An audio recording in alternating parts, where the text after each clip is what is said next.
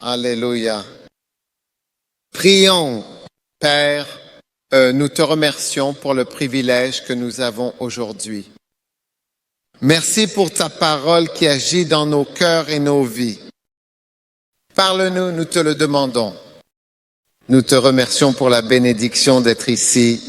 Pouvons-nous lever les mains et remercier le Seigneur pour sa puissance, sa présence? Jésus, nous te remercions. Nous sommes reconnaissants que tu nous utilises pour faire ta volonté, pour accomplir ton œuvre. Merci pour aujourd'hui. Merci pour ta grande bénédiction qui est à l'œuvre. Et prions maintenant pour l'esprit de révélation, que Dieu ouvre nos yeux afin que nous puissions voir et connaître sa volonté, son plan et sa parole.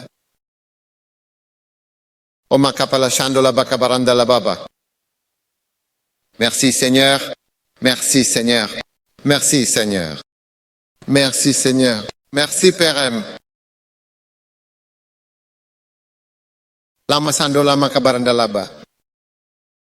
Au nom puissant de Jésus, nous prions. Amen. Vous pouvez vous asseoir.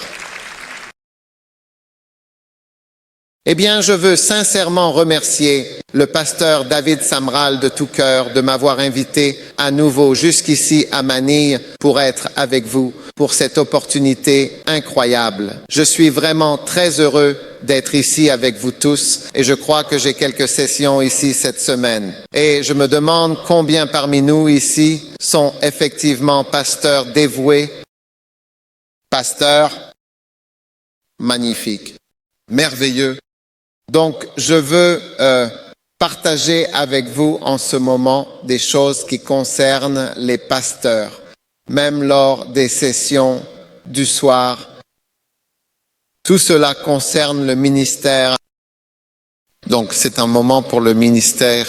Amen. Et c'est un moment important et significatif pour nous tous, pour apprendre ensemble à construire et renforcer l'Église. Amen. Matthieu 16. Et je veux parler de la loyauté. En général, j'ai un certain nombre de livres ici sur la loyauté et la déloyauté. Celui-ci s'appelle Loyauté et déloyauté. Celui-ci s'appelle ceux qui vous quittent et ceux qui vous oublient, ceux qui sont ignorants, ceux qui sont des fils dangereux et ceux qui vous accusent et ceux qui prétendent, ceux qui sont fiers et encore ceux qui vous quittent et ceux qui vous oublient et ceux qui sont ignorants et ceux qui sont des fils dangereux et ceux qui vous accusent et ceux qui prétendent et ceux qui sont fiers. Et celui-ci s'appelle l'un de vous êtes un diable. D'accord? Ce sont les paroles de Jésus. Amen. Donc aujourd'hui, je veux que nous regardions Matthieu 16, 18. Regardons le verset 17. Jésus répondit et lui dit, « Tu es béni, Simon Bar-Jona, car ce ne sont pas simplement la chair et le sang qui te l'ont révélé, mais c'est plutôt mon Père céleste qui est dans les cieux qui te l'a fait savoir. » D'accord. Verset 18. Verset 18M. Et je te dis que tu es... Pierre. D'accord. Et sur cette pierre, je bâtirai mon église et les portes de l'enfer ne prévaudront pas contre elle. Amen. Les portes de l'enfer ne prévaudront pas contre l'Église et que cela signifie que les portes de l'enfer sont fermement opposées à la construction de l'Église. Donc le point principal que je veux que vous voyez, c'est que les portes de l'enfer sont positionnées contre la construction de l'Église. Les portes de l'enfer sont en quelque sorte positionnées directement contre la construction de l'Église. En fait, les portes de l'enfer, l'expression porte de l'enfer n'est mentionnée qu'une seule fois dans toute la Bible. Et elle est mentionnée en relation avec la construction de l'Église Vous êtes avec moi? Oui? Donc, vous devez comprendre, si vous êtes pasteur, que les portes de l'enfer sont positionnées directement, d'accord, là où vous essayez de construire l'Église.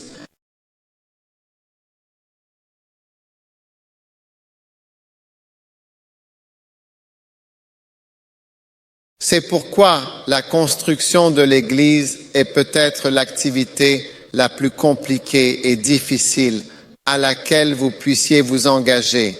Même dans le ministère, les portes de l'enfer ne prévaudront pas contre Jésus. Il n'a jamais mentionné les portes de l'enfer jusqu'à ce qu'il parle de la construction de l'Église. Vous êtes avec moi? Il n'a jamais dit? C'est impossible. Vérifiez votre Bible. Nulle part ce n'est mentionné, les portes de l'enfer. Maintenant, qu'est-ce qu'une porte? Une porte est l'endroit par lequel les choses passent. Donc, tous les démons de l'enfer et les forces des ténèbres sont directement positionnés pour libérer le mal contre la construction de l'Église. Pas contre les croisades, mais pas contre les croisades, pas contre le fait d'avoir des croisades évangéliques. Ce n'est pas contre l'écriture de livres, ce n'est pas contre le fait de lever des fonds, ce n'est pas contre le fait de devenir riche, ce n'est pas contre le fait d'avoir de l'argent, c'est contre la construction de l'Église. Vous êtes avec moi? Ouais. Alors je construirai mon Église et les portes de l'enfer ne prévaudront pas. En d'autres termes, les portes de l'enfer essaieront de prévaloir contre la construction de l'Église et les défis qu'elle rencontre. Et c'est pourquoi les pasteurs doivent être prêts à agir et les chrétiens doivent se concentrer sur la construction de l'Église et doivent mobiliser toutes les forces pour l'idée de construire l'Église et de la construire de manière permanente. Puis-je avoir un amen? Et cela, c'est construire votre Église, où que soit votre ministère. Construire cette Église, d'accord, certainement. Et faire en sorte que l'Église dure vraiment longtemps, aussi longtemps qu'elle est absolument censée durer. Puis-je avoir un amen de quelqu'un? Et c'est pourquoi la construction de l'Église est vraiment le plus grand combat de tous. Cela implique le plus grand, parce que les portes de l'enfer prévalent, en d'autres termes, ne pourront pas combattre et réussir. Vous connaissez le mot prévaloir. C'est un vieux mot, mais ce qu'il signifie vraiment, c'est lutter contre quelque chose et le surmonter. Donc, vous devez réaliser que lorsque vous évoquez l'idée de construire une église, de construire l'église, quelque chose est lâché pour lutter contre la construction de cette chose, l'église, et pour essayer de surmonter et d'étouffer l'idée que vous construiriez l'Église. Amen. Vous êtes avec moi? Ouais. Donc si les portes, maintenant quand nous disons la porte, donc la porte est là où ça commence. Donc toutes les œuvres du diable contre ce monde commencent par combattre l'Église en essayant de ne pas laisser l'Église exister. C'est la première chose. Parce que quand vous sortez de la porte, alors c'est l'Église. Donc le diable ne veut pas que vous construisiez une Église et il ne veut pas que les pasteurs se concentrent sur la construction de l'Église. C'est pourquoi les pasteurs sont des hommes d'affaires aujourd'hui. Beaucoup de pasteurs font des affaires au lieu d'apprendre à construire l'Église. Beaucoup de pasteurs sont des pasteurs à mi-temps. Quand le diable est un diable à plein temps et que vous êtes simplement un, en fait, pasteur à temps partiel, passant la moitié de votre temps à faire des affaires, la moitié de votre temps à faire des discours de motivation. Avez-vous aussi des prédicateurs de motivation ici? Vous avez ce genre de choses ici. Vous ne pouvez jamais comparer la parole de Dieu avec des discours de motivation. Je veux dire, Dieu ne nous a pas appelés à aller encourager les gens. Nous devons prêcher la parole. C'est la parole qui surmonte quand Jésus a été tenté par le diable, il n'a pas vaincu le diable avec des phrases qui sonnent bien. Tu peux y arriver, on peut y arriver. Qu'est-ce que c'était? Nous pouvons. Ce ne sont pas des choses dans la Bible. Il a vaincu le diable avec les Écritures. Il a dit qu'il est écrit. Et puis il a cité le Tanakh, qui est en effet l'Ancien Testament en hébreu, au diable, parce que l'Écriture ne peut pas être brisée. Beaucoup de choses qui se sont passées dans la vie de Jésus étaient en effet juste pour accomplir les Écritures, y compris être cloué à la croix par 4 soldats, ses vêtements étant partagés, leur lui donnant du vinaigre à boire, et ainsi de suite. Et lui étant crucifié avec des voleurs. Et tout cela a été fait. Donc cette écriture se réalise parce que l'écriture se réalisera que vous le vouliez ou non. Des ensembles de circonstances se réuniront pour que la Bible se réalise parce que la Bible est la parole de Dieu, la parole. L'écriture ne peut pas être brisée. Alors, chers pasteurs, je vous dis que construire l'Église est une guerre et à moins que vous n'ayez une mentalité de guerre, vous n'allez pas réussir. Il y a de nombreuses années au Ghana, il y a eu un coup d'État. C'est quoi un coup d'État? Quand vous renversez le gouvernement. Savez-vous ce que c'est ici? Nous avons eu un coup d'État un dimanche. C'était un dimanche matin.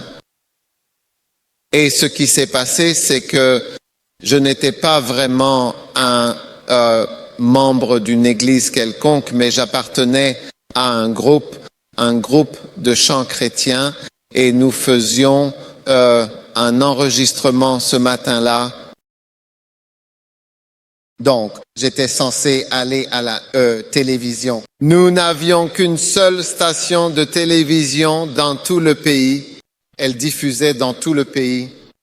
Donc, j'étais en route pour y aller. J'y allais ce matin-là. Vous êtes là. Mais je ne savais pas qu'il y avait un coup d'État. Donc, quand je suis sorti de chez moi, ce n'est pas très loin de ma maison, peut-être 5-10 minutes en voiture.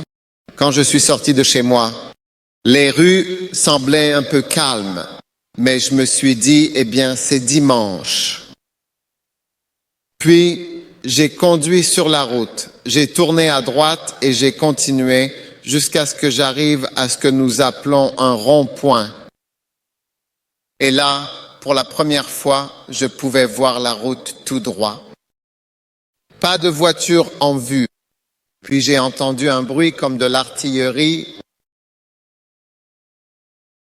Et j'ai dit, non, il y a quelque chose qui ne va pas. Il doit y en avoir. Je suis en danger. Et je me suis retourné et je suis rentré chez moi en courant. J'aurais pu mourir et la station de télévision était une cible clé pour les auteurs du coup d'État parce qu'ils avaient besoin de diffuser, qu'ils avaient pris le contrôle du pays. Donc ce matin-là, il y avait des combats là où j'allais et ils ont tué certains des soldats. J'étais là la veille pour une répétition. Nous faisions une émission à la télévision. Donc, ils ont tué certains des soldats, car des soldats étaient en permanence dans cette station de télévision. Aujourd'hui, nous avons beaucoup de chaînes de télévision, mais à l'époque, nous n'en avions qu'une seule.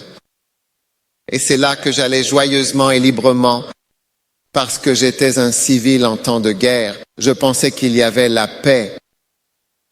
J'étais aussi heureux d'écouter ma musique chrétienne. Programme de musique chrétienne. Tu dois être sérieux, hein? Quand les gens se battent, les soldats se battent pour renverser un gouvernement, es-tu juste pour pouvoir annoncer à la télévision que les rangs ont pris le contrôle du pays? Et là, je me déplaçais joyeusement. Et c'est comme ça que sont les pasteurs à propos de leurs églises. Que, il y a une guerre sérieuse pour vous éliminer, pour anéantir. Vous voyez, cette église.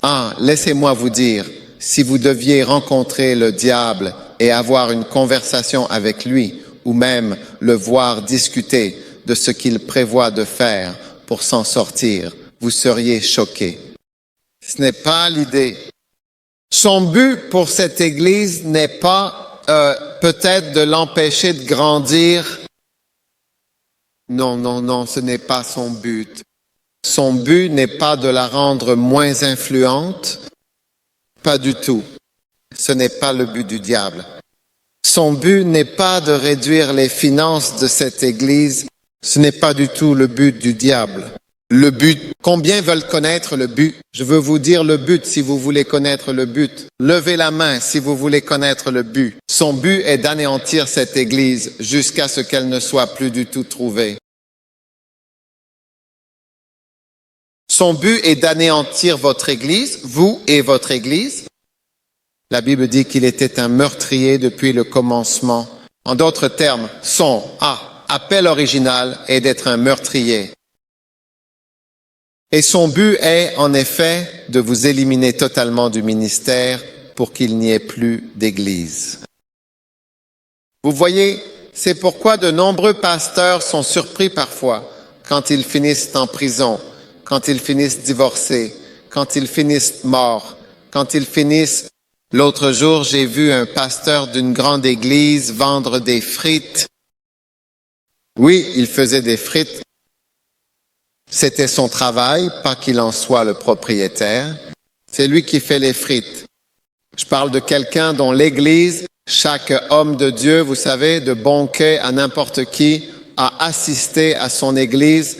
Quand je dis assister, je veux dire visiter et prêcher en tant que ministre invité. Et je l'ai vu faire des frites. C'est à cela qu'il a été réduit. Et son Église n'existe plus. Donc, si je vous dis que le but du diable n'est pas de réduire un peu vos finances, allez, mec, vous ne savez pas avec quoi vous avez affaire. Vous avez affaire à un malveillant, une créature maléfique qui vous déteste et déteste tellement l'Église et qui est d'abord positionnée contre l'Église. Quand la porte de l'enfer est ouverte et que le diable sort, la première chose qu'il vise, c'est l'Église. Les autres choses viennent plus tard, les nations et ainsi de suite. Alors, vous avez des chrétiens pacifiques, des pasteurs qui se promènent, vous comprenez, pensant que tout va bien et que tout est beau. Et c'est pourquoi, quand vous sortez des livres comme « L'un de vous est un diable », les gens rient. L'un de vous est un diable. Judas, vous savez, a mis fin au ministère de Jésus. Et bien sûr, cela a eu un impact énorme. Non, Jésus continuait son ministère. En réalité, Judas a mis fin à son ministère. Plus de ministère. Jésus, à partir du vendredi saint, j'en ai vraiment fini avec toi. Et il n'y avait plus d'église et il n'y avait absolument aucune trace de Jésus après le vendredi saint sur terre. Et ceux qui te quittent, ils veulent t'en finir. Quand les gens quittent les églises, ils ne partent pas seuls. Ils partent avec des groupes et ils ne veulent jamais te laisser seul. Ils veulent partir et ils veulent que tout le monde parte. C'est dans leur cœur. Je veux que plus de gens partent. Je veux que tout le monde parte. Je veux qu'ils voient qu'ils ne méritent plus que quiconque reste dans cette église. Alors ceux qui te quittent essaient vraiment encore de t'achever.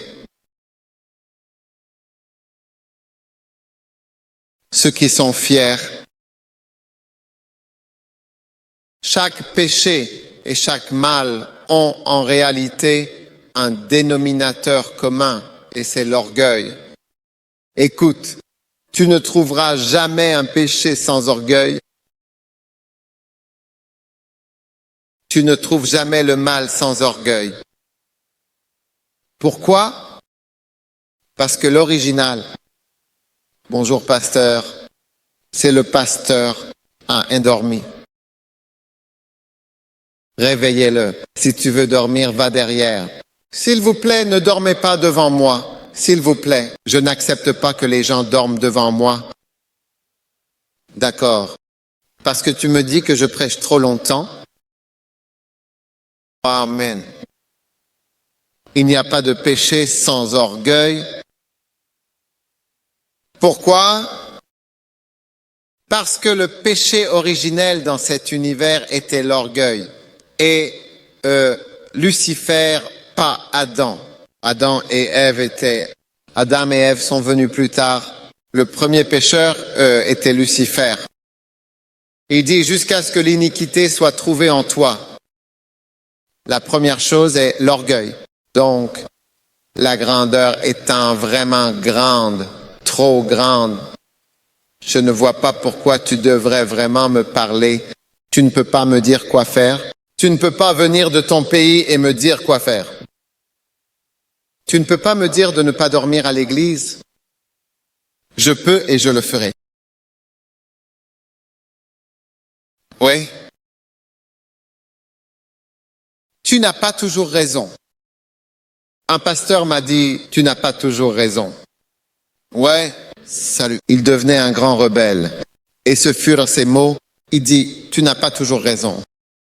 Il y a toujours, certainement, cette grandeur et cet orgueil dans chaque péché, sans aucun doute. J'ai parlé au directeur adjoint des Assemblées de Dieu en Amérique il y a environ quelques années. Il est mort maintenant.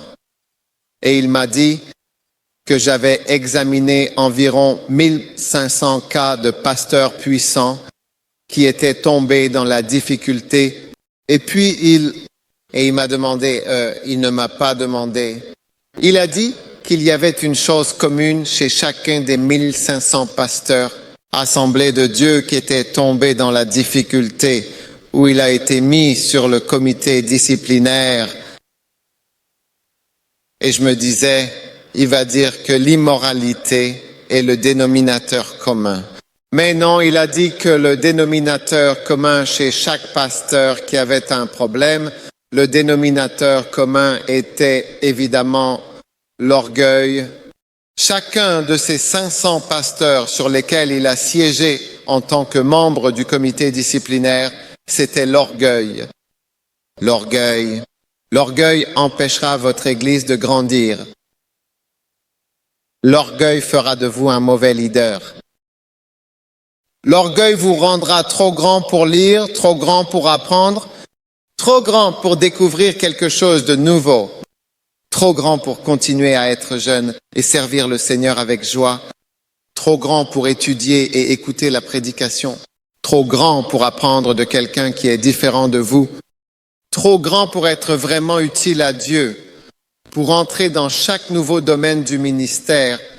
La clé, Jésus a dit, la clé de la porte est l'humilité. Il dit, si vous êtes humble comme cet enfant, vous n'êtes pas humble, vous ne pouvez pas entrer. Vous ne pouvez pas entrer dans de nouvelles choses. Si vous êtes orgueilleux, vous ne pouvez pas entrer dans de bonnes choses si vous êtes trop grand. Parce que les portes du royaume sont des portes basses. Vous devez vous pencher si vous voulez entrer. Est-ce que je peux avoir un amen de quelqu'un? Les portes du royaume sont des portes basses. Normalement, une porte mesure 7 pieds de haut. C'est la hauteur standard pour une porte. Une porte mesure 7 pieds. Et il y a une porte normale si vous mesurez plus de 7 pieds. Désolé, mais 7 est la norme. Mais dans le royaume, une porte mesure 3 pieds. C'est pourquoi vous avez besoin d'humilité pour passer. Donc, la porte de votre prospérité, la porte de la croissance de votre Église, la porte de votre ministère évangélique, la porte des miracles, La porte de chaque bonne chose est une petite, basse porte. Si vous n'êtes pas humble et que vous ne pouvez pas vous pencher, Jésus a dit, si vous n'êtes pas humble comme cet enfant, vous ne pouvez pas faire quoi? Entrer. Le mot est entrer. Vous ne pouvez pas entrer à moins d'être humble comme un enfant. Oui. C'est pourquoi les jeunes sont capables de recevoir. C'est pourquoi Benny Hinn a pu recevoir de Kathryn Kuhlman. Le reste de l'Amérique la critiquait pour son divorce et pour ses problèmes, pour être une femme célibataire, pour sa façon de s'habiller, pour sa manière de parler, pour ses accents, pour sa façon de prêcher et pour le manque de références bibliques dans ses sermons.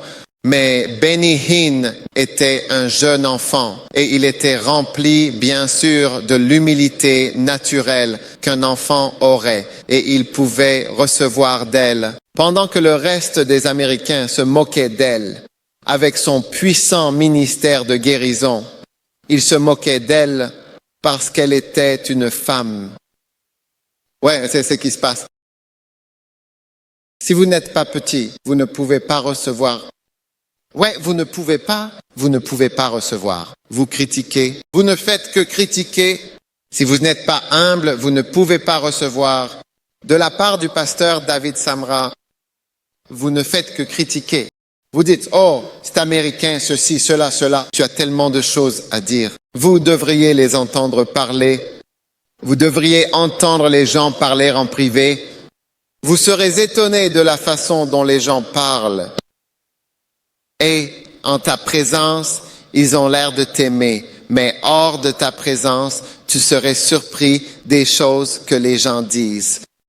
Judas semblait si humble et tellement dans le coup que dès qu'il était hors de la présence de Jésus, il prenait son téléphone pour passer un appel et raconter des choses. Tu sais, c'est ce qu'ils font maintenant. Mieux vaut faire attention, ils arrivent rapidement. Est-ce que vous êtes prêts? Alors, chers frères et sœurs, je vous parle de la très importante construction de l'Église. Puis-je avoir un amen? Et je vous dis que, en fait, le diable n'essaie pas vraiment de faire baisser vos finances. En réalité, il essaie de vous tuer et de vous achever. 100%. Ne connaissez-vous pas des églises qui n'existent pas? Bonjour, connaissez-vous des églises qui n'existent pas? Vous n'êtes pas là. Devrais-je terminer? Mais ce que j'ai prêché, ce que j'ai dit est suffisant, ce que j'ai dit est même suffisant. Si vous êtes vraiment sérieux, vous prendrez ce que je dis au sérieux.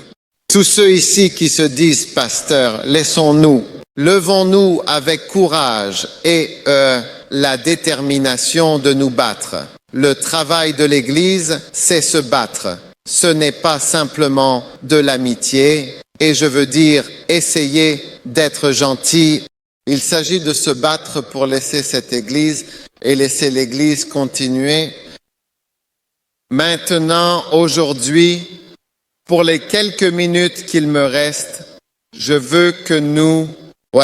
livre, croissance, Église. Où est-il? Méga Église et croissance de l'Église et implantation d'Église. J'ai une boîte de livres appelée le Makarios. Ça va être là-bas, je crois.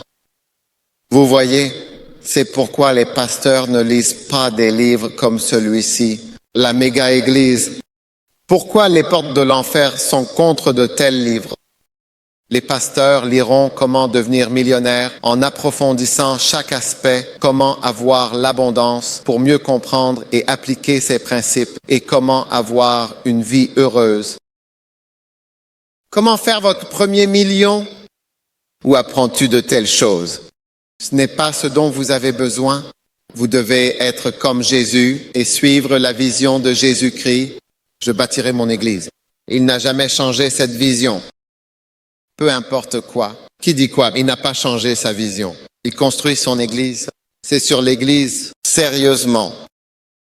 Croissance de l'église. Vous voyez, les pasteurs vont survoler un tel livre et ne voudront même pas le lire. Mais c'est pourquoi? Parce que les portes de l'enfer, Satan est même contre les gens qui pensent à construire une église. Écoutez, il y a des années, je suis allé à Church Growth International, Yonggi-cho, en Corée. C'est là que j'ai rencontré le pasteur David Samra. Tout l'intérêt était de construire l'église. Vous devez être intéressé par la construction d'une église. Vous devez avoir vision pour construire grande église. Tu dois décider, je veux construire une église qui compte des milliers de membres, tout comme c'est dans la Bible. Ouais. Et la plantation d'églises. Vous ne pouvez pas être satisfait d'une seule église. Comment pouvez-vous venir dans le monde et construire seulement une église alors que les centres commerciaux construisent plusieurs centres commerciaux? Dans une rue, vous avez plusieurs centres commerciaux, plusieurs stations-service, plusieurs mini-magasins, plusieurs 7-11, plusieurs McDonald's, plusieurs de tout. KFC. Tout est en abondance sauf l'église. Juste une grande. Vous voyez, en réalité, d'où viennent ces idées? Pourquoi ne faisons-nous pas ce que Jésus a dit? Pourquoi ne construisons-nous pas? Vous ne voyez jamais une seule église dans la Bible? Jamais. Il dit, j'écris aux églises qui sont en Asie. Les églises, vous n'avez jamais une seule église. Nous avons des idées. Je ne sais pas d'où elles viennent. Et aux 7 églises en Asie. Partout, vous voyez des églises. Aux églises qui sont en Cappadoce, aux églises qui sont en Asie, ce n'est jamais une seule église. Une seule église, pas la volonté de Dieu. Les églises le sont. Donc, vous devez avoir plusieurs églises. Pas une seule église. Et c'est là que ce livre intervient. Planter des églises, former des gens à construire des églises et avoir de nombreuses églises. C'est la volonté et le plan de Dieu. Amen. Alors, je veux que nous ayons une mentalité de guerrier. Sinon, vous allez vous asseoir et le diable va vous écraser et il ne restera rien de vous.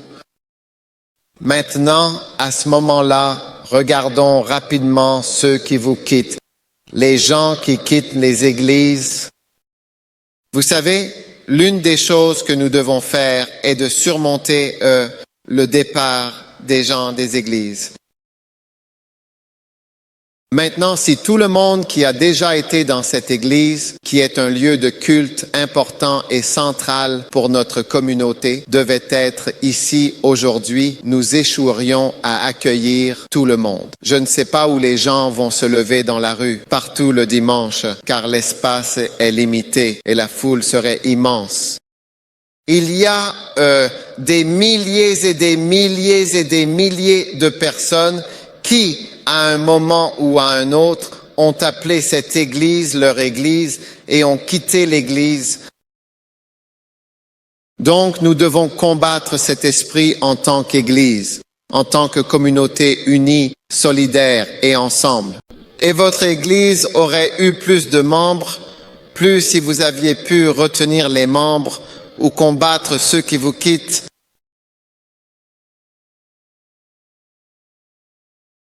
Nous avons même des pasteurs, des leaders et des administrateurs qui étaient ici et qui ne sont plus là et qui auraient fait partie de nous de manière très importante, mais qui ne sont pas ici. Pourquoi cela arrive-t-il? Tout d'abord, nous devons savoir pourquoi. Par exemple, si vous savez que fumer cause le cancer, alors ce que vous faites, c'est éviter de fumer. Donc, quand vous comprenez, parce que les gens n'ont jamais compris que fumer causerait le cancer, alors nous fumons et fumons et fumons quelqu'un. Je fume parce que j'ai froid. J'étais avec QQN pour que fumes-tu. Il a dit, parce que j'ai froid, ça me réchauffe. J'ai dit, bien sûr. Mais vous découvrez plus tard que ça ne vous réchauffe pas seulement, mais en réalité, ça vous tue. Ça tue un grand pourcentage des personnes qui l'utilisent. Vous ne l'utiliseriez pas si vous ne saviez pas, si vous saviez. Alors, pourquoi les gens quittent-ils les églises? Alléluia. Et je vais partager ces idées générales tout au long de ces quelques jours courts où je suis ici, pas seulement le matin, pas seulement lors de la première session. Alors pourquoi Dieu permet-il aux gens de partir? Parfois, Dieu permet simplement aux gens de partir et cela réduit l'Église. Mais voyons pourquoi. Numéro 1, et tout ce que je partage est dans mon livre. Et je veux que vous sachiez que ceux qui vous quittent, numéro 1, Dieu peut permettre aux gens de vous quitter pour corriger une erreur essentielle et cruciale dans votre ministère. Amen. Maintenant, dans Genèse chapitre 12, verset 1, et je tiens à préciser que tout ce que je dis est très fondé sur l'Écriture, pour corriger une erreur très fondamentale et importante dans votre ministère. Genèse 12, 1. Maintenant, le Seigneur avait dit à Abraham, « Quitte ton pays, ta parenté et la maison de ton père pour aller vers un pays que je te montrerai. » Genèse chapitre 13, verset 1.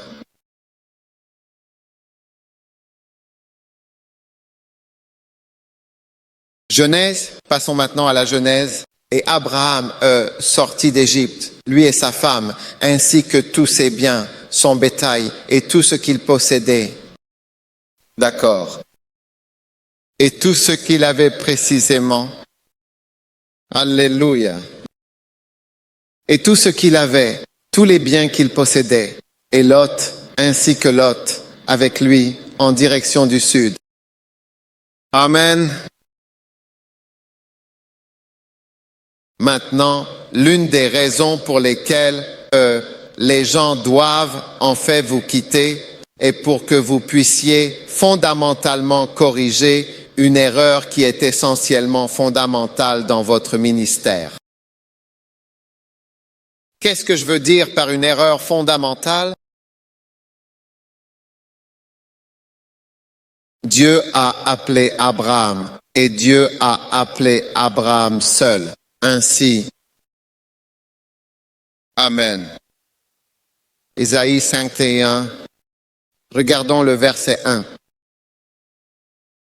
Ésaïe 51, verset 1. Écoutez-moi, vous qui poursuivez la justice, vous qui cherchez le Seigneur.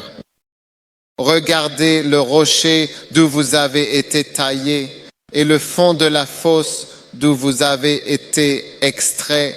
Verset 2. Regardez attentivement Abraham, votre père, et Sarah, qui vous a donné naissance, car je l'ai appelé seul et unique, je l'ai grandement béni et je l'ai multiplié considérablement. Amen. Je l'ai appelé seul. Maintenant, la plupart des appels sont des appels solitaires, mais on tente de les changer en appels de groupe. Et cet appel de groupe est la source de tous vos problèmes. Parce que Dieu a appelé Abraham, dans Genèse 12, verset 1, il a dit, quitte ta famille. En fait, si vous deviez suivre cela complètement, cela aurait même signifié quitter Sarah. Oui, mais nous ne voulons pas entrer dans ce sujet. Quitte ta parenté, tes proches, la maison de ton père, ta famille, et pars. Je vous ai appelé, mais qu'a-t-il fait? Genèse chapitre 13, verset 1. Il est parti avec Lot, que Dieu n'avait pas appelé à faire partie de cet appel.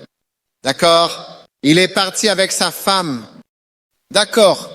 Et il est sorti d'Égypte. Maintenant, chaque problème qu'Abraham a eu après cela était lié à ces deux personnes, était lié à Sarah et était lié à Lot. Vrai ou pas vrai? Tout le reste de la Genèse avec Abraham, tous les problèmes qu'ils ont eus, c'était Sarah et Lot, ou bien... Ne dites pas que je prêche contre le mariage. Je lis les Écritures, Et je n'essaie pas d'expliquer ce que nous ne pouvons pas expliquer, mais tous les problèmes qu'il a eus. Quand vous regardez Lot, concentrons-nous juste sur Lot. C'était à cause de l'or. Il avait des conflits. Il n'y aurait pas eu de confusion. Mais il est parti avec Lot. Et Lot, à un moment donné, a pensé qu'il valait autant qu'Abraham. Et il y avait des conflits entre les bergers de Lot et les bergers d'Abraham. Et Lot n'a pas dit aux gens que regardez, c'est mon père. Je n'ai même pas été appelé. Je suis venu, je fais juste le chemin avec lui et je suis béni d'être ici. Tu ne peux pas te quereller avec Abraham. Nous ne sommes pas égaux. Non, Lot ne pensait pas ainsi. Abraham a plutôt dû appeler Lot et lui dire, « Eh, tu sais, ne nous querellons pas. Dans quelle direction? Il y a trop de terre. Ne nous querellons pas. Quel côté veux-tu prendre? » Et je prendrai l'autre côté. Et Lot aurait dû dire, « Non, maître, prends ce qui est vraiment bon. Et je prendrai en toute honnêteté, sincèrement, ce qui reste. » Mais qu'a-t-il fait? Lot a dit, « Je prends cet endroit magnifique, merveilleux, qui étaient les champs de Sodome. » Et puis il a laissé Abraham prendre les restes.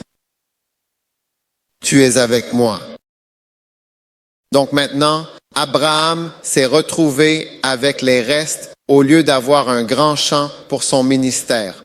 Puis le Seigneur dit à Abraham, observe au nord, observe au sud, observe à l'est, observe à l'ouest, et tu vois partout où je t'ai donné, y compris là où Lot était allé. Dieu lui a dit, où est même Lot? Lot est allé au nord, sud et ouest. Regarde dans ces directions. Donc Baal signifie que Lot faisait partie du nord, du sud, de l'est et de l'ouest. Et il a dit, je t'ai donné jusqu'à la terre que tu vois partout. Peux-tu voir que l'écriture est là pour tous? La terre que tu vois, je la donnerai à ta descendance pour toujours. Sud, est, ouest, nord, partout. Donc la querelle. Puis après cela, il y a eu une guerre. Puis il y a eu une guerre et il a dû aller sauver Lot. Et puis après cela, il y a eu Sodome et Gomorrhe. Et tous les problèmes qu'ils ont eus sont venus du fait d'avoir emmené certaines personnes avec vous. Donc parfois, il y a des gens qui doivent quitter votre ministère si vous voulez bien réussir. Amen. Et sans que ces personnes partent, tu ne réussiras jamais dans le ministère. Quand j'ai commencé dans le ministère, il y avait certaines personnes qui étaient avec moi. Ils faisaient tellement partie de ma vie. Ils étaient mes meilleurs amis, mais mon appel n'incluait pas mes meilleurs amis. Amen. Bien qu'ils aient été mes meilleurs amis, mon appel ne les incluait pas. Et à la fin, je me suis retrouvé avec des gens qui n'étaient pas mes meilleurs amis, mais c'étaient des personnes que Dieu avait choisies pour m'assister. Et cette fois, quand ils sont venus m'assister, ce n'était pas qu'un groupe d'entre nous faisait quelque chose, mais je faisais ce que Dieu m'avait appelé à faire. Et ils m'aidaient. Mais au début, c'était comme si nous faisions tous quelque chose. Mais il n'y a rien de tel que nous faisons tous. Tu ne trouves jamais Dieu appeler un groupe. Il dit, bon, j'ai cherché un homme qui se tiendra dans la brèche. Il y a toujours une personne, certainement. Donc, dans votre ministère, c'est celui que Dieu a appelé. C'est vous que Dieu appelle. Et vous devez vous assurer de ne pas vous associer avec certaines personnes qui ne devraient pas faire partie de votre appel. Et si vous allez avec ces personnes, vous pouvez vous attendre à ce qu'à un moment donné, elles devront toutes être écartées. Amen. Es-tu là? Numéro 2, Dieu peut permettre dans certaines situations aux gens de vous quitter pour vous humilier. Amen. Il y a beaucoup de choses que Dieu fait pour nous humilier. Amen. D'accord. Et Deutéronome chapitre 8, verset 2. Il est dit, et tu te souviendras de tout le long chemin par lequel l'Éternel, ton Dieu, t'a conduit pendant toutes ces 40 longues années dans ce vaste désert. Quel âge a cette église? 40 ans, 50 ans, 75 ans. Oui. Le Seigneur nous a guidés, amen, pendant 75 ans. D'accord? Mais l'une des choses que Dieu fait dans nos vies, c'est d'enlever la nature de Satan en nous.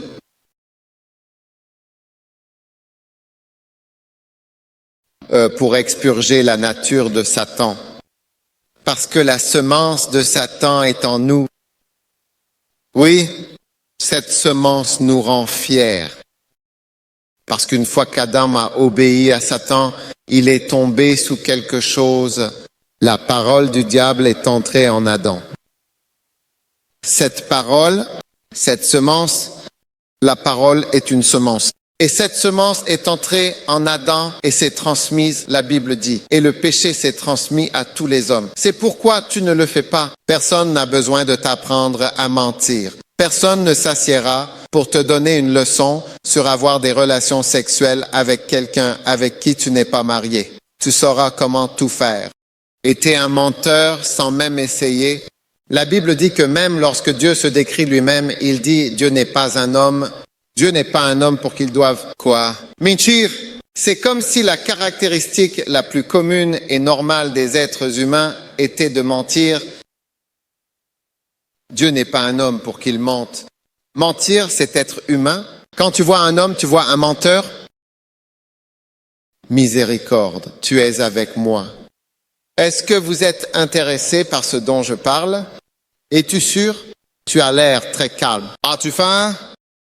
Y a-t-il quelque chose qui ne va pas? Tu viens juste de déjeuner. D'accord? Tu écoutes, Dieu n'est certainement pas un homme pour qu'il mente. Donc, la semence du diable est certainement dans les êtres humains. Et Dieu nous guide pour nous humilier. Et parfois, les gens qui nous quittent nous humilient. Ah, dans le ministère, j'ai eu des gens qui, leur départ m'a humilié. Tout le monde qui part t'humilie parce que c'est très négatif. Parce que quand quelqu'un s'en va, tu es en quelque sorte rabaissé. Il y a beaucoup de questions. Pourquoi est-il parti? Surtout si une femme devait partir, il y aurait beaucoup de pourquoi est-elle partie? Que se passait-il dans le mariage? Qu'est-ce qui se passe ici exactement? Et toi, tu te sens rabaissé parce qu'ils partent et te laissent là, sans voix, sans explication. Donc, le fait que les gens partent est parfois une manière que Dieu utilise pour humilier ses serviteurs et aussi pour t'apprendre que tu dois dépendre de lui et non de quelqu'un d'autre ou de quoi que ce soit d'autre. Ouais, quand tu es un jeune ministre, tu te tournes souvent vers les autres êtres humains, cherchant toujours des gens pour vraiment t'aider. Mais avec le temps, tu apprendras à faire confiance à Dieu plus qu'à quiconque. Amen. Donc, Deutéronome chapitre 8 et verset 2. Il est dit, tu te souviendras de tout le chemin par lequel l'Éternel ton Dieu t'a conduit ces 40 années dans le désert. Tu vois, Dieu nous guide à travers le désert.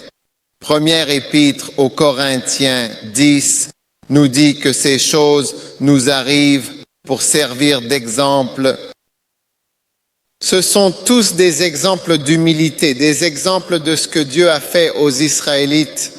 Il le fait pour nous. Amen. Pour nous rendre humbles. Tu sais, j'ai des milliers de pasteurs, presque 4000 pasteurs au total, qui travaillent avec moi. Mais étonnamment, j'avais quelques pasteurs qui étaient étroitement liés à moi, ce qui était vraiment surprenant. Ils étaient mes parents, et ces pasteurs, au contraire, n'ont pas pu me rester fidèles. Alors, quand ils sont partis, j'ai senti que le Seigneur me disait, je permets à ces gens de te quitter pour t'humilier afin que tu vois que tes enseignements et ainsi de suite ne peuvent même pas fonctionner sur tes propres proches. Oui, tes propres proches, ceux qui sont liés à toi biologiquement par le sang, par le mariage et ainsi de suite. Ça ne marche pas. Et c'est vraiment ma puissance qui agit. Incroyable, n'est-ce pas? Donc Dieu nous amène toujours à un endroit qui nous rend plus humbles et modestes de cœur, afin que nous ayons toujours confiance en lui. Puis-je avoir un Amen numéro 3? Dieu permet aux gens de partir. Les gens quittent les églises parce que vous permettez à vos membres d'être ignorants en ne leur enseignant pas la loyauté et la déloyauté. Dans n'importe quelle église où vous n'enseignez pas la loyauté ou la déloyauté, vous serez surpris de l'effet que cela a. Maintenant, dans le 2e livre de Samuel, chapitre 15, regardons les versets 10 et 11. 2 Samuel 15, versets 10 et 11.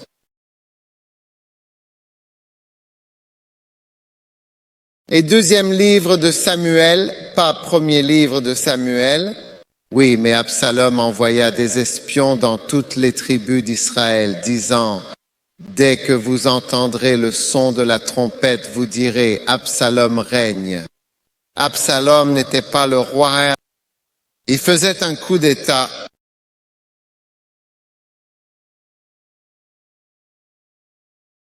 Il faisait un coup d'État, d'accord?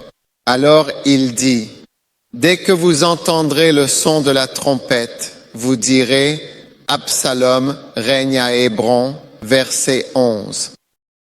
Et avec Absalom, 200 hommes sortirent de Jérusalem, qui avaient été appelés, et ils partirent dans leur simplicité, et ils ne savaient rien. Donc Absalom avait environ 200 partisans fidèles et loyaux qui le suivaient pour renverser son propre père. Mais pourquoi sont-ils partis? Parce qu'ils sont partis dans leur simplicité. Esprit simple, ne sachant rien, ils ne savaient pas qu'ils ne savaient pas. Tu ne peux pas renverser ton père. Tu ne peux pas attaquer ton propre père. Il y a des gens ici, le pasteur Samuel est votre père. Il n'est peut-être pas votre père biologique, mais spirituel. Première lettre aux Corinthiens 4,15 nous dit que vous n'avez pas beaucoup de pères. Vous avez 1000 enseignants, mais pas trop de pères. Donc quelqu'un peut être votre père spirituel. Tu ne peux pas attaquer ton père. Tu ne peux pas accuser ton père. C'est dangereux, c'est une malédiction. La Bible dit que les vautours vous arracheront les yeux. La Bible. Tu es maudit. Dans la Bible, il y a une grande malédiction qui vous suit lorsque vous attaquez quelqu'un qui est un père et quelqu'un qui vous appelle à exister. C'est une pratique très dangereuse. Mais si vous n'enseignez pas aux gens, la Bible nous enseigne qu'ils iront dans la simplicité de leur esprit. Sur Samuel 15:11. Vous aurez de très nombreuses centaines de jeunes rebelles qui se battent avec détermination contre l'autorité, parlant de votre pasteur d'une certaine manière, l'attaquant. La Bible dit qu'ils sont allés dans leur simplicité. 200 personnes. Il y a des centaines de personnes qui ont quitté COP parce qu'elles sont parties dans leur simplicité. On ne leur a pas dit, tu ne fais pas ça. Tu dois vraiment le dire en anglais. Tu dois absolument le parler. Tu dois dire clairement les mots. Tu dois l'enseigner. Sinon, ils seront égarés par Absalom. Ils seront menés par des Judas. Ils seront menés par des Ahitophel. Ils seront menés par des Joab et des démons. Es-tu ici où tu pars? Tu as l'air très calme aujourd'hui. Je dis que si vous n'enseignez pas aux gens, ils se rebelleront naturellement parce que Satan est un séparatiste. Satan s'est séparé du ciel, Lucifer. Il est parti, il s'est détaché du groupe. Si vous n'enseignez pas aux gens, il y aura beaucoup de Lucifer parce que Lucifer est présent. Il a été jeté sur la terre pour un court moment, donc il attaque les églises, il attaque les ministères, il attaque des hommes de Dieu comme vous. Il dit aux gens autour de vous, ne quittez-le, il n'y a pas besoin de rester dans cette église. Et les gens vont dans leur simplicité, en fait simplement, sans rien savoir. Lisez votre Bible. Pourquoi les gens se lèveraient-ils pour se battre contre David? Même jusqu'à aujourd'hui, Israël, vous voyez le drapeau israélien, ce drapeau blanc avec l'étoile bleue, c'est l'étoile de David jusqu'à aujourd'hui. 6000 ans plus tard, le trône de David est établi. David est établi, Dieu l'a mis là. Tu ne peux pas le retirer. 200 personnes ne peuvent pas le retirer. Et si tu suis un rebelle, tu fais une grosse erreur. Tu ne peux pas. Donc nous devons enseigner de plus en plus à nos gens que c'est ainsi que Dieu a établi les choses. On n'attaque pas son propre père. Si tu attaques ton père, tu seras maudit pour toujours. Même se moquer de ton père est dangereux. La Bible parle de celui qui se moque de son père.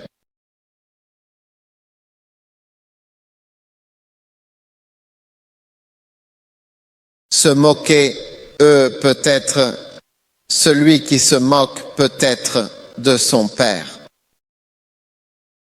Les aigles, l'œil qui a, se moque de son père.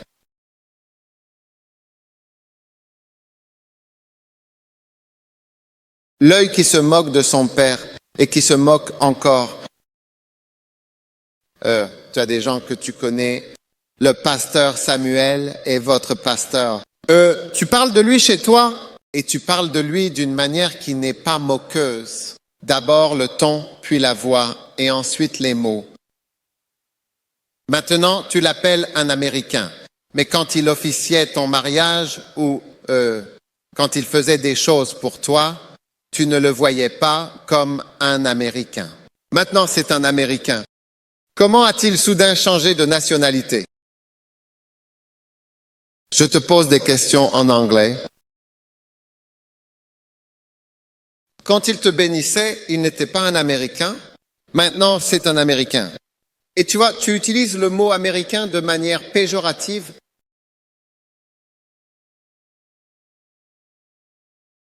Tu dois faire attention, tu vois, se moquer, c'est aussi... Il dit que les corbeaux de la vallée viendront te crever l'œil. Ils te crèveront l'œil. Je n'ai pas écrit la Bible. Et les aigles le mangeront. Tu sais, les aigles mangent la partie la plus tendre. Alors quand ils commencent à manger un animal, si tu les as vus manger un buffle ou manger, tu appelles ça? Ils commencent par l'œil. C'est quelqu'un qui connaît la faune, il picore.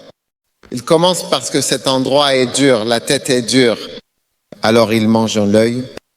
Les corbeaux viendront picorer et les jeunes aigles le mangeront.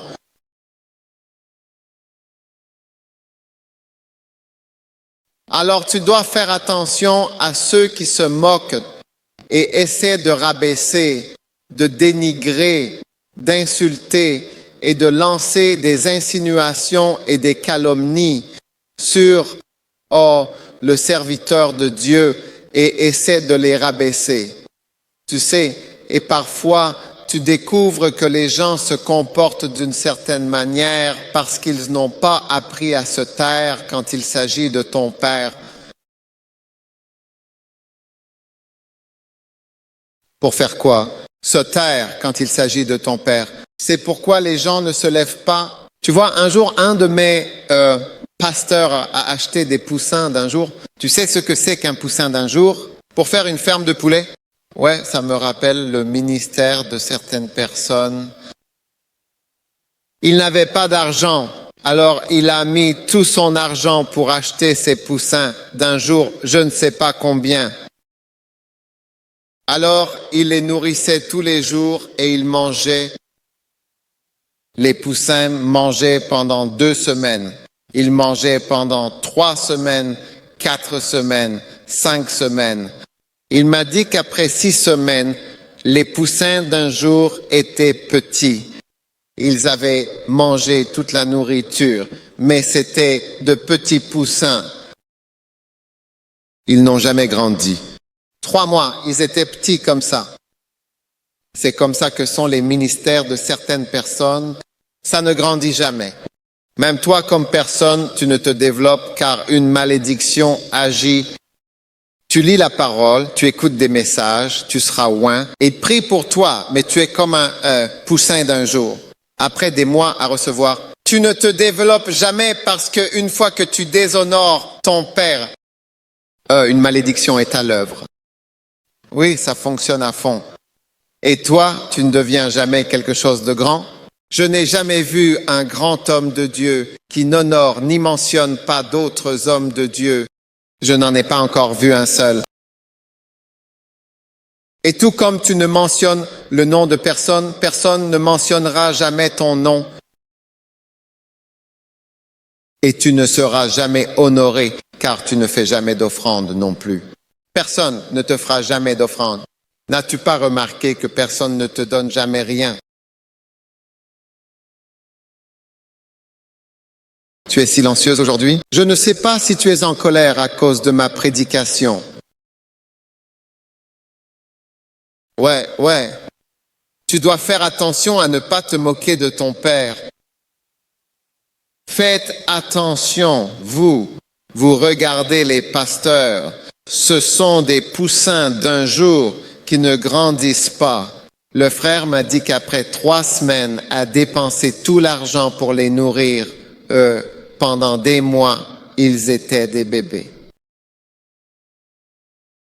C'est comme ça que certains ministères ne peuvent jamais se développer. Une malédiction, quelque chose ne va pas. Quelque chose ne va pas. Quelque part, il y avait un souci avec ces poussins d'un jour. Je ne sais pas comment tu peux manger tout ça et pas grossir. Et parfois, tu te demandes comment tu peux recevoir autant, être oint, qu'on impose les mains sur toi. Aider, encourager, lis des livres, fais tout. Tu ne te développes pas. Ton Église ne grandit. Ton Église ne peut pas. Aujourd'hui marque la fin de cela. J'ai dit qu'aujourd'hui marque la fin de cela. Amen. Quand Jésus était sur la croix, est-ce que ce n'était pas suffisant? Mais 4 soldats ont dû venir le déshabiller complètement. Pourquoi? En réalité, ils voulaient le déshabiller devant ses disciples pour se moquer de lui après l'avoir crucifié. Alors fais attention. Amen. Maintenant, numéro 4. Le Seigneur peut permettre aux gens de te quitter. Quelle est la première raison pour laquelle Dieu permet aux gens de te quitter? Numéro 1. Pour corriger une erreur fondamentale dans ton ministère.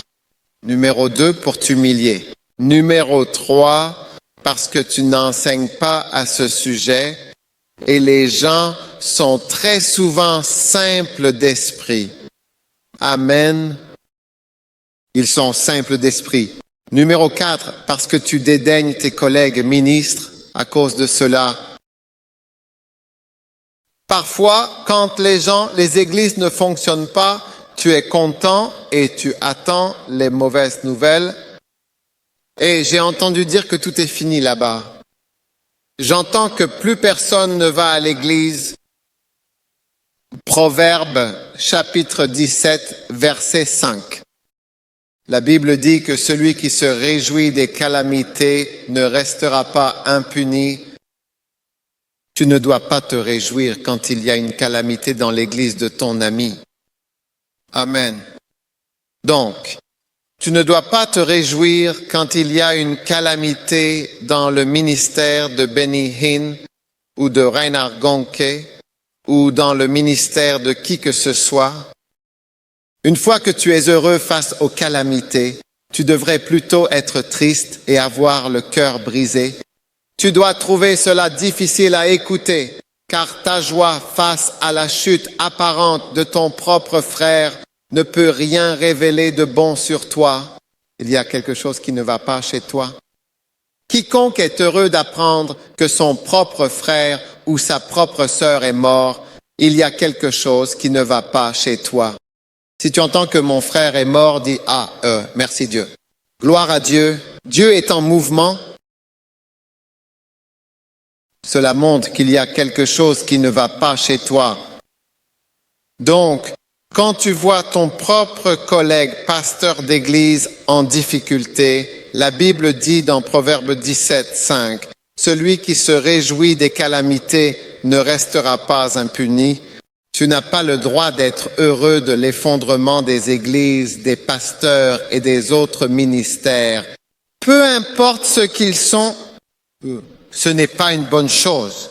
Et cela peut provoquer une réaction céleste contre toi pour que tu réalises aussi que c'est par grâce que tu tiens debout. Vous m'écoutez? Oui. Numéro 5. La 5e raison pour laquelle Dieu peut permettre aux gens de vous quitter est que votre destinée n'inclut pas ces personnes.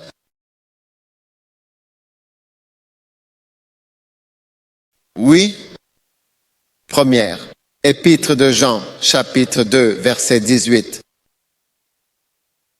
Petits enfants, c'est la dernière heure. Alléluia. C'est la dernière heure. Et comme vous avez entendu que l'Antéchrist doit venir. Amen. Même maintenant, il y a beaucoup d'antéchrists, ce qui nous permet de savoir que c'est la dernière heure. Vous êtes avec moi. Première épître de Jean, chapitre 2, verset 19. Il est dit, ils sont sortis de chez nous, mais ils n'étaient pas des nôtres. Amen. Car s'ils avaient été des nôtres, en effet, ils seraient très probablement restés avec nous, certainement. Mais ils sont sortis afin qu'il soit manifeste qu'ils n'étaient pas tous des nôtres. Amen. Vous écoutez maintenant un peu. Les gens qui vous quittent souvent ne sont pas des nôtres. C'est similaire au premier point. Dieu n'a pas appelé ces personnes à être avec vous. Et c'est pourquoi, parfois, certaines personnes doivent simplement partir. Leur présence ne va pas vous aider à accomplir votre ministère. Judas, par exemple, devait partir parce que Judas n'allait pas les aider à accomplir leur ministère. Avoir un traître ou une taupe ne va pas vous aider à accomplir votre ministère. Donc, il y a certains personnages qui doivent vous quitter pour que vous réussissiez. Si vous êtes avec eux, vous ne réussirez pas. Et ils ne sont pas des nôtres. Et la Bible dit qu'ils auraient sans doute continué. Donc, il y a des personnes, vous devez être heureux quand elles partent.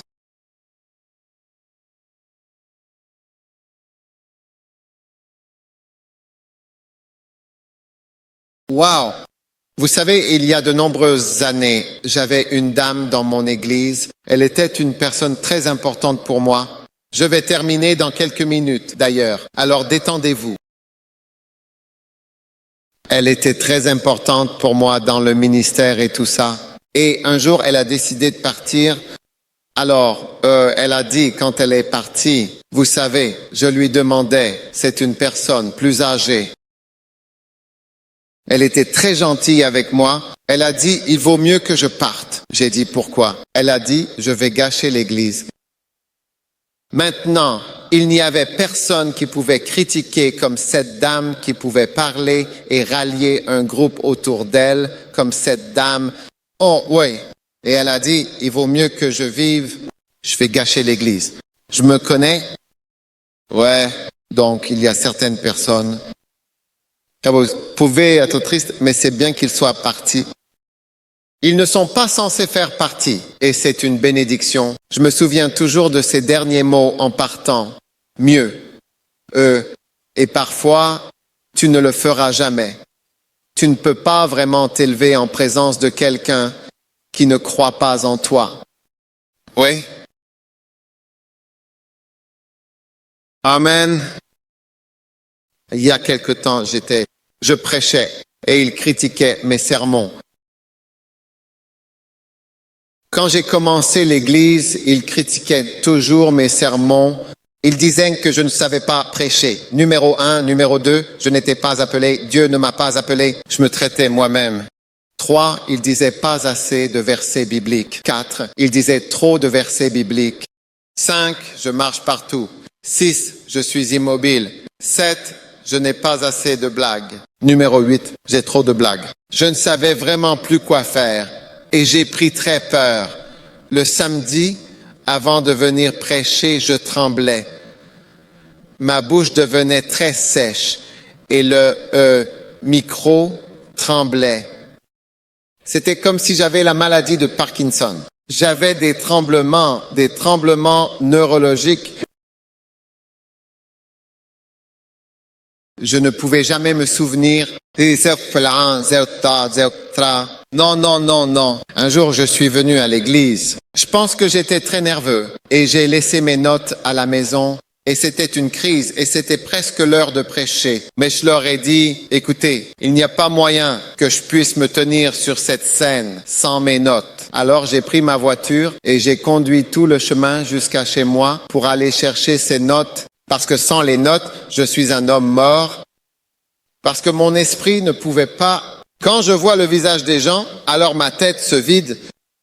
Je ne pouvais pas prêter attention aux critiques qui me critiquaient tout le temps. Ouais, ce n'est pas le cas. Tu ne peux pas t'épanouir en présence des gens. Ouais. Un jour, j'ai fini de prêcher. Quelqu'un est venu me voir et m'a dit, écoute, peux-tu continuer avec ton sermon? J'ai dit, qu'est-ce que tu veux dire? Elle a dit, de quoi parlais-tu dans ton sermon la semaine dernière? C'est de ça que tu as prêché la semaine dernière. Et tu as tellement insisté sur ce que tu as dit la semaine dernière. Alors si tu peux juste continuer avec les autres points pour qu'on puisse savoir. J'étais stupéfait. Et la semaine suivante, quand je l'ai vu à l'église, je tremblais. Je me souviens que je ferais mieux de continuer avec mon message. Je ne devrais pas revenir.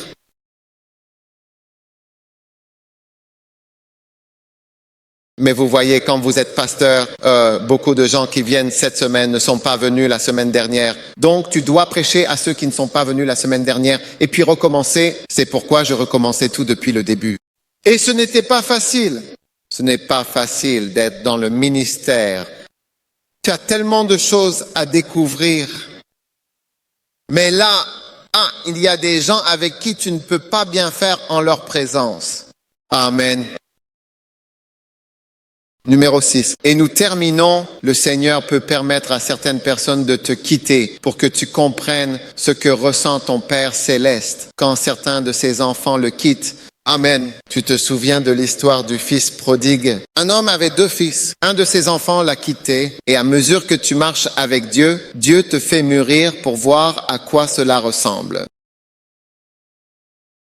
Et puis numéro 7. Enfin, le Seigneur permet aux gens de te quitter pour attirer ton attention. Amen. Amen. Premier livre des Rois, chapitre 11, verset 9. Et le Seigneur était en colère contre Salomon parce que son cœur s'était détourné du Seigneur Dieu d'Israël, qui lui était apparu 2 fois et lui avait ordonné de ne pas suivre d'autres dieux.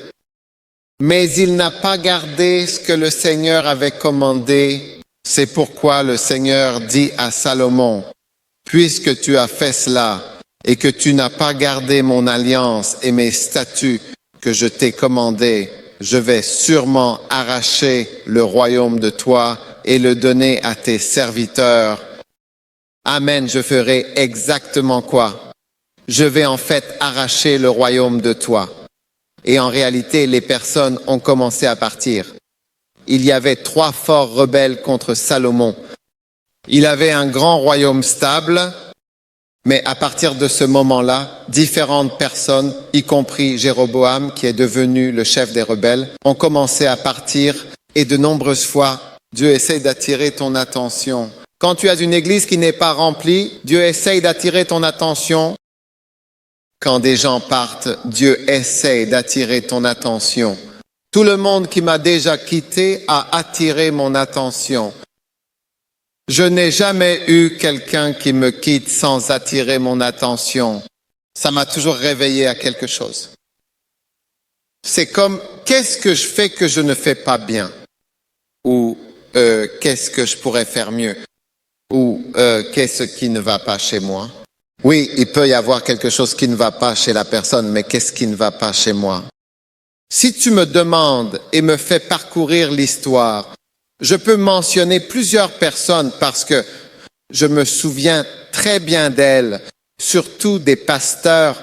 As-tu déjà eu des pasteurs qui ont quitté cette église auparavant? Ouais, je veux dire, surtout les pasteurs. Toi, tu peux te souvenir d'eux. Tu te souviens de leur visage? Tu te souviens de leur vie parce qu'ils étaient comme une famille. Puis soudainement, la personne n'est plus avec toi. Et chaque personne qui est partie a attiré mon attention. Alléluia. Et ça m'a fait me redresser, m'a poussé à m'examiner et à me sonder intérieurement pour voir où je me trompe. Tu es assis dans une église qui est vide et qui se vide de plus en plus.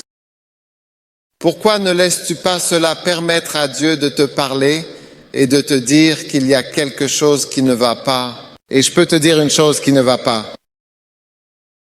Quand tu as des gens qui te quittent, tu vois, la croissance de l'Église est égale à ceux qui sont ajoutés moins ceux qui partent. C'est égal à la croissance de l'Église. Il n'y a pas d'Église où il n'y a pas d'attrition ou de personnes qui partent. Mais il doit y avoir beaucoup plus d'ajouts. Il doit y avoir beaucoup plus de pasteurs ajoutés, beaucoup plus de membres ajoutés.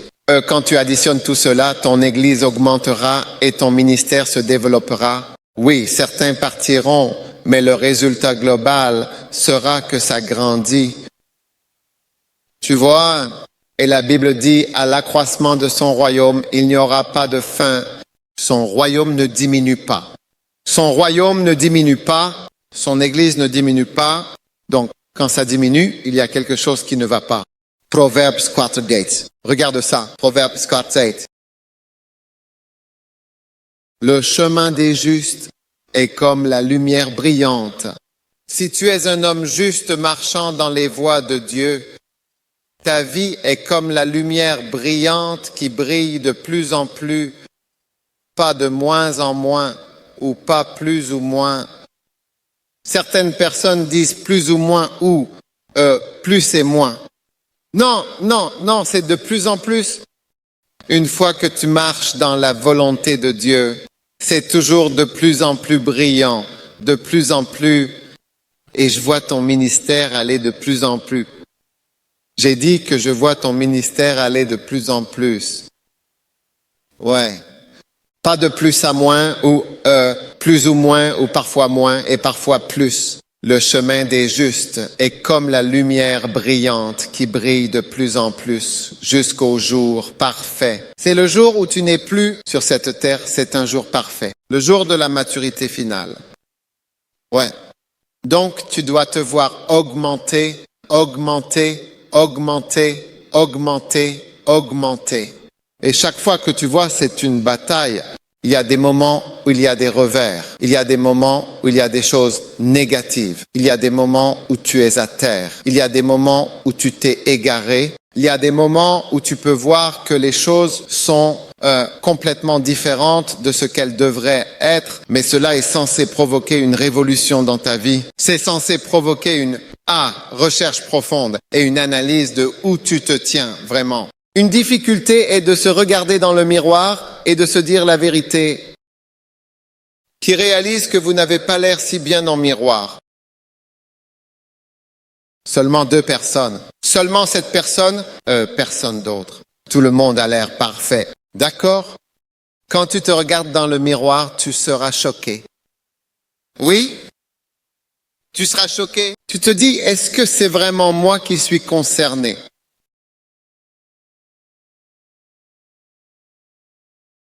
Un jour, je me suis regardé dans le miroir et j'ai dit non, non, non, non, il y a un problème. Une fois, j'étais dans un ascenseur avec mon fils et j'ai regardé le miroir. L'ascenseur avait des miroirs, partout des miroirs. Alors quand je me regarde dans le miroir, je pouvais le voir et je pouvais me voir et j'ai dit j'ai l'air trop vieux. Parce que comparé à lui, il avait l'air beaucoup plus jeune. Donc, quand tu te regardes dans le miroir, ça doit te montrer les réalités. Et c'est la réalité. Ouais, il y a des réalités qui se passent. Et ces réalités doivent te bouleverser et te dire, hey, je dois revenir aux origines et tout recommencer. Quoi que ce soit qui m'a amené à ce point va me mener plus loin. Alléluia. Ah, je vais y arriver. Et les portes de l'enfer ne prévaudront pas contre toi. Amen. Les portes de l'enfer ne prévaudront pas contre toi. Laisse-moi te dire quelque chose. Laisse-moi te dire quelque chose. Chaque démon, n'est-ce pas?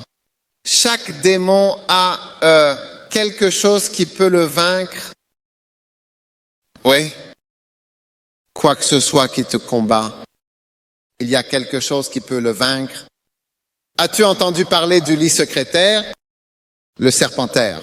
Un lit secrétaire. Secrétaire comme taper à la machine. Il y a un oiseau qui vole. Oiseau. Oiseau. Oiseau dit oiseau. Oiseau. Oiseau. Un oiseau. Oiseau. Oiseau. D'accord. Oiseau. Il y a un oiseau. Quoi? Il y a un hippon.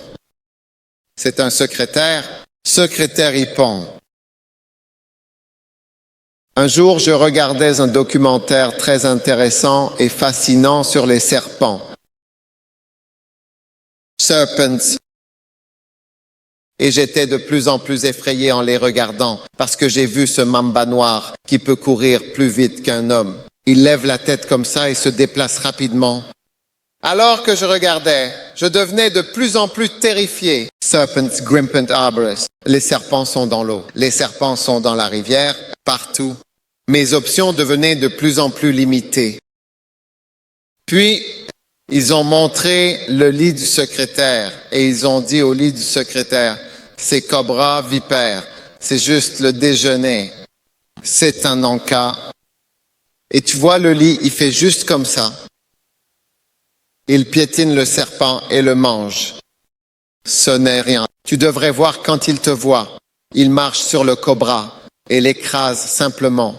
Et quand j'ai vu ça, Dieu m'a parlé et m'a dit que pour chaque démon, il y a quelque chose qui peut l'effacer et l'éliminer. Et je veux vous dire que pour chaque problème dans votre ministère, il y a quelque chose qui peut le contrer et le détruire. Et Dieu va vous donner cette solution alors que vous le cherchez pour le servir et construire une église. Donc, autant les portes de l'enfer sont contre vous et contre l'église, il y a quelque chose pour vous qui va surmonter tout ce qui sort des portes de l'enfer. Recevez-le au nom de Jésus. Levez-vous, tout le monde.